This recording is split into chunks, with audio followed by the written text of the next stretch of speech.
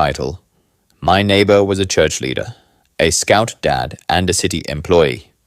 He also murdered 10 people. Here's the story of Dennis Rader, the BTK Killer. Let me tell you about a man who lived 2 lives so perfectly. No one around him suspected a thing. Not his co-workers, not his church, not even his own family. This isn't fiction. This is real life. This is the story of Dennis Rader, also known as BTK, short for bind, torture, kill. The man everyone knew, Wichita, Kansas. The 1970s. Dennis Rader was your classic middle American neighbor. Mowed his lawn every Saturday. Worked at ADT installing home security systems. Led the local Cub Scout troop. Served as president of his church council. He was the kind of guy who'd help carry your groceries or wave when you passed by. But under that quiet, responsible exterior, something horrifying lived. Dennis had fantasies. Dark ones, and one day, he stopped fantasizing and acted. The first murders.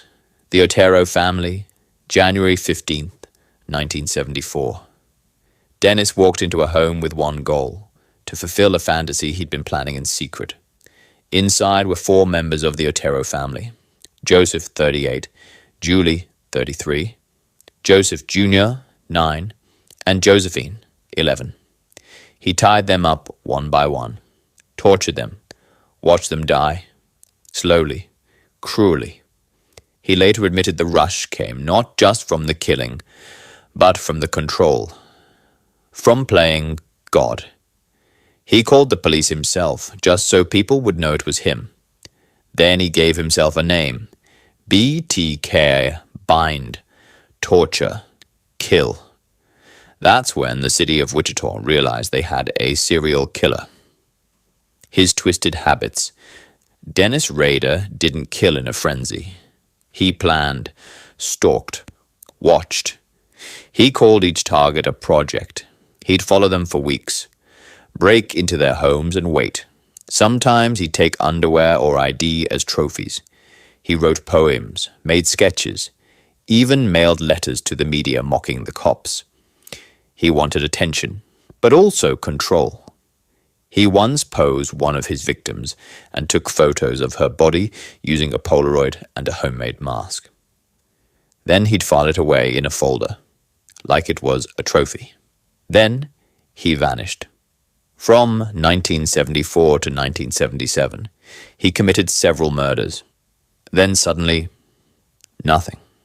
BTK disappeared. People assumed he'd died or been locked up for something else. Life in Wichita slowly returned to normal. But Rader hadn't stopped fantasizing.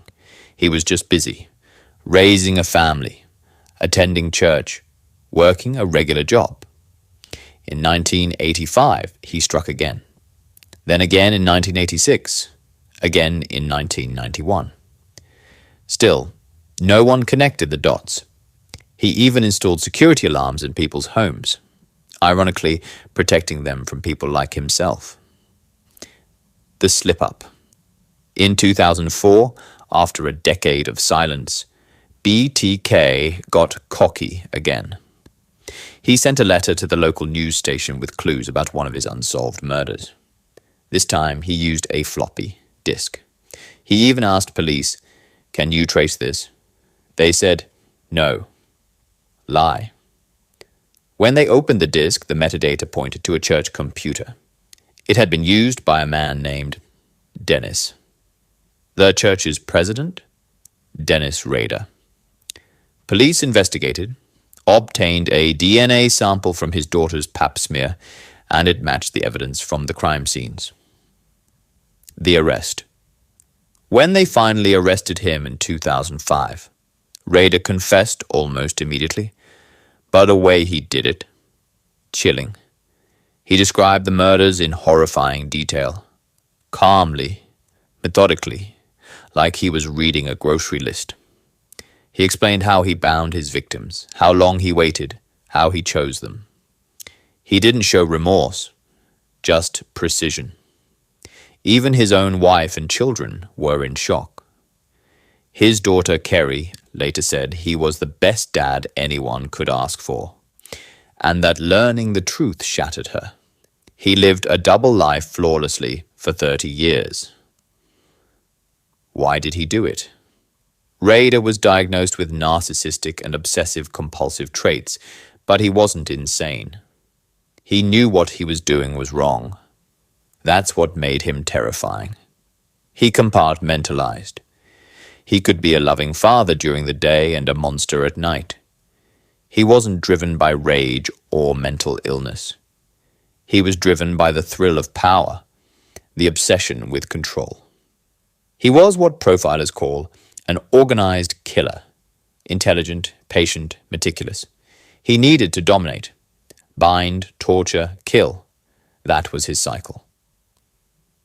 Where he is now. Dennis Rader is serving 10 life sentences without parole at the El Dorado Correctional Facility in Kansas. He's locked away, but the impact of what he did still haunts Wichita and anyone who's heard his story. And the scariest part? He didn't live in the shadows. He lived right next door. TLDR. Dennis Rader, aka BTK, was a family man, church leader, and home security tech in Kansas who murdered 10 people between 1974 and 1991. He lived a double life for over 30 years, controlling every detail of his crimes. He was caught in 2005 after sending a traceable disc to the media.